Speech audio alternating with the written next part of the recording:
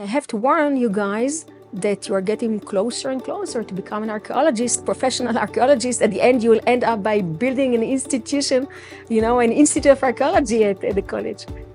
Welcome to AIBA Insights. My name is Nicholas Irwin, and this is a brand new program of the Armstrong Institute of Biblical Archaeology. The primary focus of this program will be on giving you a behind-the-scenes look at all of the activities of our institute. You've watched our Let the Stone Speak podcast, you've read our magazine, surfed our website, followed our archaeological excavations, and now you're going to be able to see how all of that is produced. The video that opened this program was of Dr. Eilat Mazar in 2007 speaking with Brent Noctegal, one of our staff members here at AIBA. She was a good friend of those of us here at the Institute and a real visionary, as that video shows. 15 years before we opened the doors to our institute, she said, "You are going to end up establishing an institute of archaeology." She saw the value that we placed on archaeology. She saw our love for and eagerness to be involved in Jerusalem's archaeology, and she expected that to go places. And it did. On September 4th, 2022, we opened the doors to the Armstrong Institute of Biblical Archaeology. But September 2022 isn't really where it all started. In this program today, the very first AIBA Insights, I just want to give you some of the history of our institute. Perhaps you've been following our excavations since 2006, or maybe just since we started blogging them in 2023, but our history in Israel extends back nearly 60 years to 1967. And it all began with our namesake, Herbert W. Armstrong, and his love for Israel. Herbert W. Armstrong was a humanitarian, an educator, an unofficial ambassador for world peace. He founded a global work, was the chancellor of 3 Ambassador College campuses, editor-in-chief of 4 magazines, and author of over 60 books and booklets. Between the 1970s and the 1980s, he met hundreds of world leaders, kings, emperors, prime ministers, presidents, generals, mayors, judges. Leaders across the globe had a deep respect for him and his work and extended him personal invitations and collaborated with him. Several became his close friends. Mr. Armstrong sometimes traveled 300 days out of the year, but his greatest passion was not for Jakarta, Pretoria, Manila, Cairo, or even London or Washington. His greatest passion was for Jerusalem. He flew to the new nation of Israel more frequently than anywhere else. During one 4-year period, he visited Israel 50 times. The first official to welcome Mr. Armstrong into a partnership with Israel was Moshe Kol, one of the signers of the 1948 Declaration of Independence. From that initial partnership in 1968 to his death in 1986, Mr. Armstrong met with 4 of Israel's presidents and 4 of its prime ministers. In his decades of involvement in Israel, Mr. Armstrong formed a strong bond with the mayor of Jerusalem, Teddy Kollek. But his closest partnership was with Professor Benjamin Mazar, the former president of Hebrew University and Israel's preeminent archaeologist. Together, Hebrew University and Ambassador College excavated the southern wall of the Temple Mount, providing an invaluable contribution to the heritage and history of Jerusalem. This project began in 1968 and lasted for more than a decade.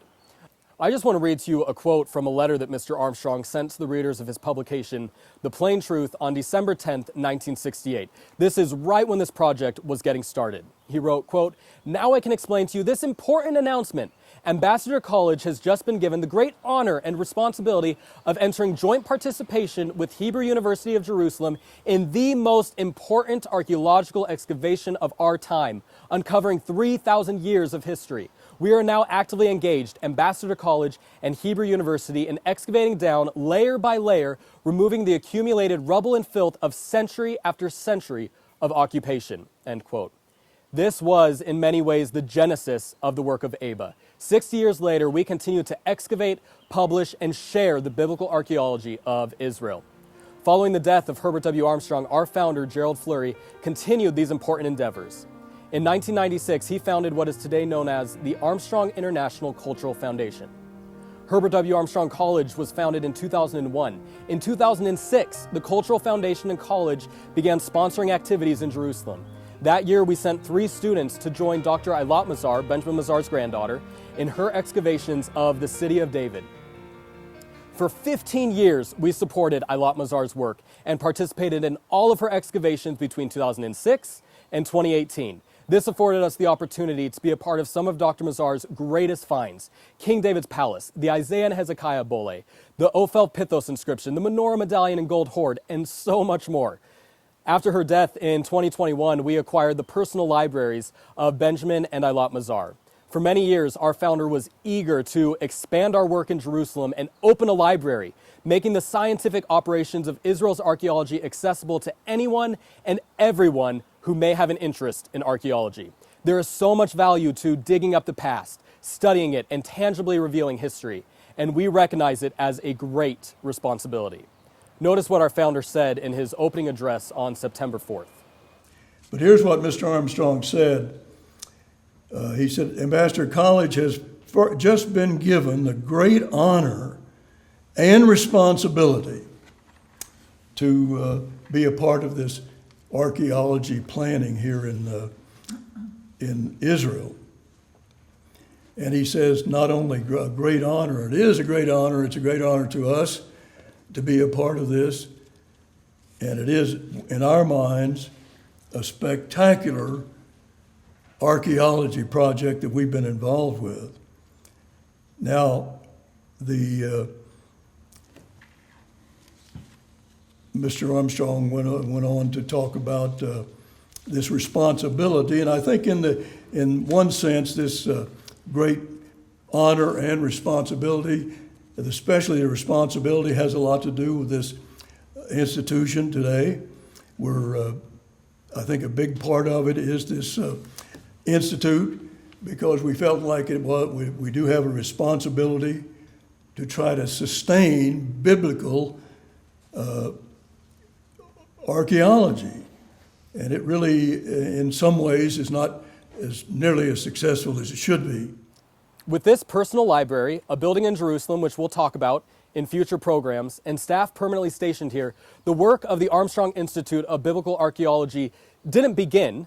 We've been operating here for many years, as I've shown you today, but it continued with an official, permanent presence, renewed focus, and greater capability. We have some really exciting projects planned for 2025, so as we wrap this first program up, I just want to explain some of those to you. At the end of this month, we have a short excavation planned at the Ophel with Professor Josef Garfinkel. This is really the first step of a bigger, more major project that we'll be talking about in future programs, so we'll certainly keep you updated with that excavation through our blog and videos. And then also, our Kingdom of David and Solomon Discovered exhibit will be ending in Edmond, Oklahoma in April. This is our third and most successful exhibit we've ever hosted. We hope to bring that exhibit to Israel, so we'll keep you informed as that progresses. And then, of course, this coming summer, we'll have our regular Big Dig at the Ophel, which we'll blog at our website.